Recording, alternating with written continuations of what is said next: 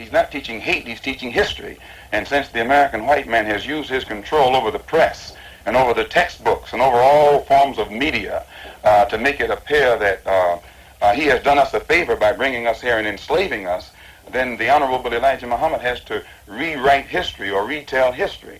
And since the white man can't dispute this truth, he tries to defend himself by saying that Mr. Muhammad is teaching hate.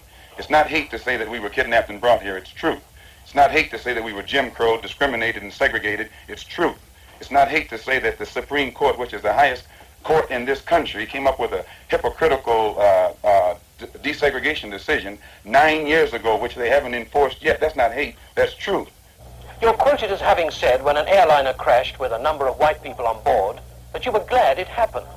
The white race in this country collectively are guilty of these crimes that our people are suffering from collectively, and therefore they would suffer some collective disaster, collective grief.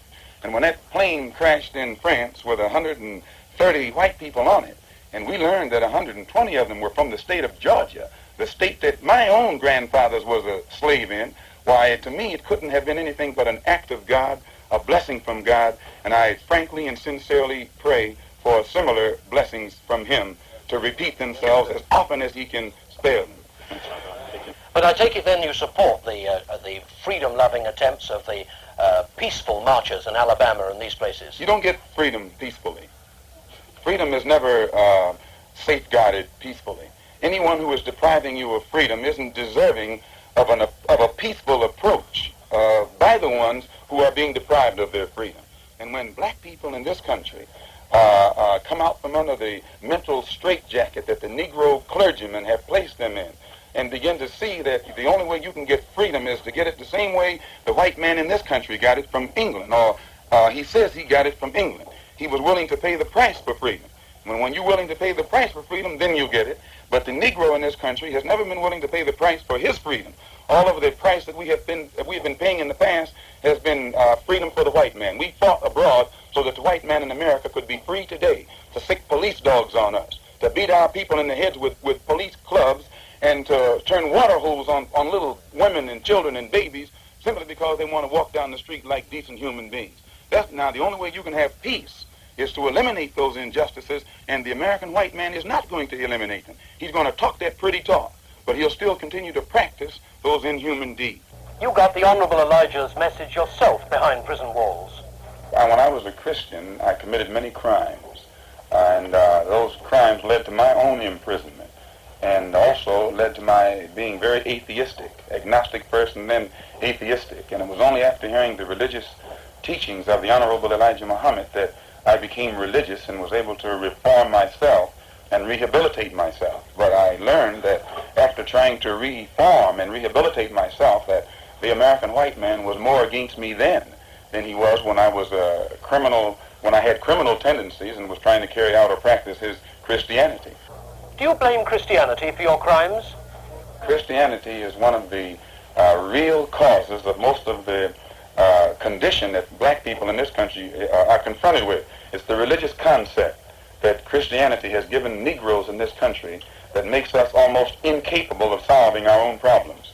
The black man in this country has a different religious concept when he's a Christian than the white man has. If you notice, the black man is the only one who will turn the other cheek to his enemy, or who will love his enemy, or who will pray for those who despitefully use him just because he thinks that's what Jesus wants him to do. Now, the white man preaches the same thing, but he doesn't practice it.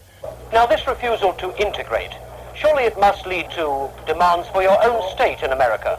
The black people in this country have been like a misfit wife married to the white man here who hasn't treated us right. And today, since we have given up all hope of him ever changing, we want a divorce. We want a complete separation, but we want a property settlement. And we think that the white man, we think that the American government should give us a property settlement, which means part of this country, which they robbed from the Indians with our help, and which they have worked up to make the kind of land that it is today. Do you think this really practical? Don't you think that the future really lies with a peaceful transformation of the scene?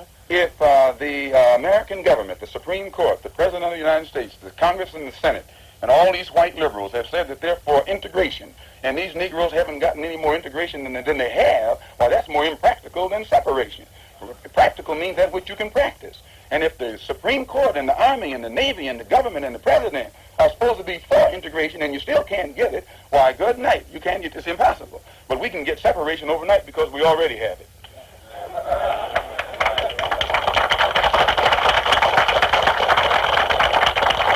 Mr. Malcolm, thank you very much. You're welcome, sir. I thank you for letting the people over in Europe know what the white man in this country is doing to black people and the hypocrisy he's practicing when he accuses them over there of not getting their house in order.